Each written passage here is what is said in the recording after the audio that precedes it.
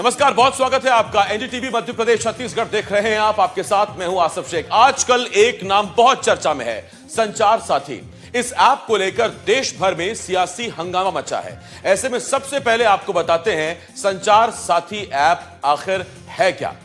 App IMEI number को CEIR database से जोड़ता है। यह फोन के वैध और चोरी हुए डिवाइस की जानकारी रखता है। खोए या चोरी हुए मोबाइल की IMEI ब्लैकलिस्ट से मोबाइल का इस्तेमाल मुश्किल हो जाता है। ऐसे फोन को दोबारा बेचना भी मुश्किल हो जाता है। ऐप के जरिए संदिग्ध धोखाधड़ी, कॉल, SMS के रिपोर्ट दूर संचार विभाग तक पहुंचा सकते हैं। संदिग्ध कॉल के रिपोर्ट कर सकते हैं। रिपोर्ट से फ्रॉड करने वाले नंबरों और लिंक्स की पहचान, नंबर लिंक्स की पहचान के बाद एक्शन लिया जा सकता है। यह संचार साथी से फायदा होता है। अब आपको बताते हैं कि इस ऐप को लेकर आखिरकार विवाद क्या है, क्यों विवाद बढ़ रहा है, उठ रहा है। विपक्ष का आरोप है कि इससे जासूसी की जा सकती है। सरकार का कहना है कि फ्रॉड से बचने के लिए यह ऐप जरूरी है। विपक्ष का सवाल है कि प्री लोडेड ऐप क्यों जरूरी है, जिसको इस्तेमाल करना है वो डाउनलोड करेगा। ये विपक्ष का कहना है। सरकार का कहना है इसे डिसेबल किया जा सकेगा, ये ऑप्शनल होगा। विपक्ष ऐप की अनिवार्यता पर सवाल उठा रहा है, तो सरकार का कहना है कि अनिवार्यता नहीं है और सरकार सदन में भी इसको लेकर चर्चा को लेकर तैयार है। विपक्ष का आरोप है कि सरकार के आदेश और बयानों में अंतर है, तो सरकार का कहना है कि फीडबैक से इसमें बदलाव भी किए जाएंगे। और ये विपक्ष के सवाल है, सरकार का जवाब है। इस पर हमारी रिपोर्ट देखिए।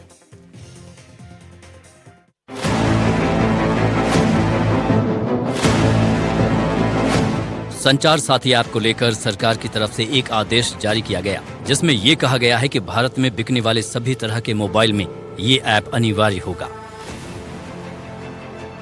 इसको लेकर विपक्ष ने ये आरोप लगाया कि सरकार ऐसा कदम उठाकर लोगों की जासूसी कराना चाहती है।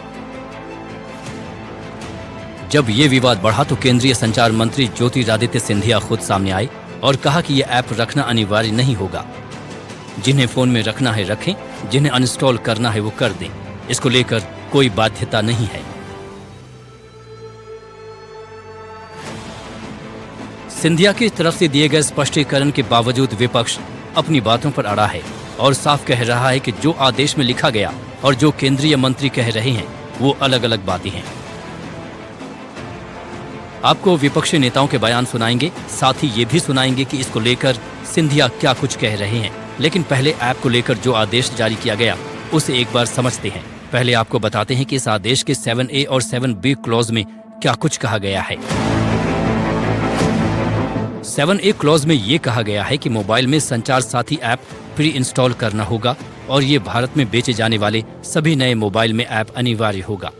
7B क्लॉज में कहा गया कि प्री इंस्टॉल्ड संचार साथी यूजर को आसानी से दिखे और ऐप को डिसेबल नहीं किया जाना चाहिए। ऐसे में ऐप को डिसेबल न करने की शर्त ने चिंता बढ़ा दी। विपक्ष को लगा कि यह ऐप फोन से डिलीट नहीं कर सकती। दरअसल ऐप को लेकर जो आदेश जारी किए गए और आदेश में जिन शब्दों का इस्तेमाल किया गया उसे लेकर भ्रम फैला। एनडीटीवी से बातचीत में सिंधिया ने इस आशंका को भी क्लियर किया। सुनिए इसको लेकर सिंधिया ने क्या कुछ कहा। 7B also does not say that you cannot uninstall the app.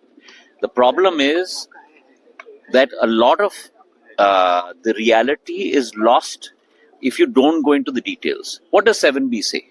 7B only says that the phones should have the apps installed and there should be no hindrance for the user to be able to access it.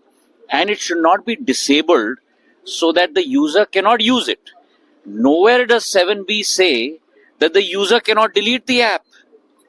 So 7B is not for users. 7B is for the installation of the app on the phone by manufacturers. Scindia ने एक बार फिर से यह स्पष्ट किया कि 7B में ऐसा कहीं नहीं है कि ऐप को डिलीट नहीं कर सकते। लेकिन विपक्ष ऐप को लेकर जारी किए गए आदेश और उसमें लिखे गए शब्दों को लेकर सवाल खड़े कर रहा है। कल एक महाराज आए, अपने आप को महाराज कहते हैं, ज्योतिरादित्य सिंधिया, कहते नहीं नहीं ये कंपलसरी नहीं है, इसको आप डिलीट कर सकते हो। महाराज ये राजे रजवाड़ों का राज नहीं है, अब लिखित में जो आया वो बताइए। मौखिक रूप से आपने आदेश जारी कर दिया, उससे थोड़ा ही चलेगा।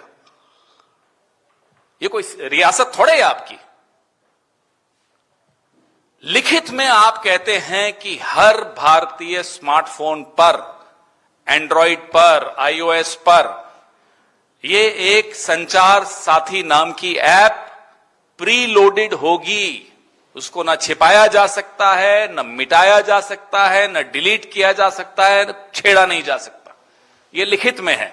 हमारा एक ही मत है और वो मत है आम जनता की सुरक्षा और आम जनता को ये फ्रॉड के कैंसर से बचाने के लिए।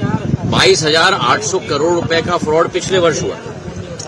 एक तरफ सब लोग उठ के एक स्वर में कहते हैं कि आप आम जनता को फ्रॉड से बचाइए। अब आम जनता को फ्रॉड से बचाने का तंत्र संचार साथी के आधार पर है, जिसका एक प्रूवन रिकॉर्ड है बहुत कम समय में, जिसके सारे आंकड़े मैंने कल भी दिए, आज हाउस में सदन के समक्ष भी मैंने रखा है और इसलिए ये कदम उठाया गया है। तो अब हमें तय करना है कि या तो हमें जनता को फ्रॉड से बचाना है या तो फ्रॉड को चलने दो।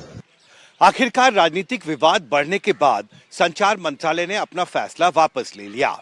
इससे पहले पेगासिस मामले पर सुप्रीम कोर्ट में फैसला अब भी लंबित है। शायद सरकार इस मामले में एक और कानूनी विवाद से बचना चाहती थी। संसद भवन से कैमरा पर्सन धर्मेंद्र के साथ हिमांशु शेखर, एनडीटीवी इंडिया।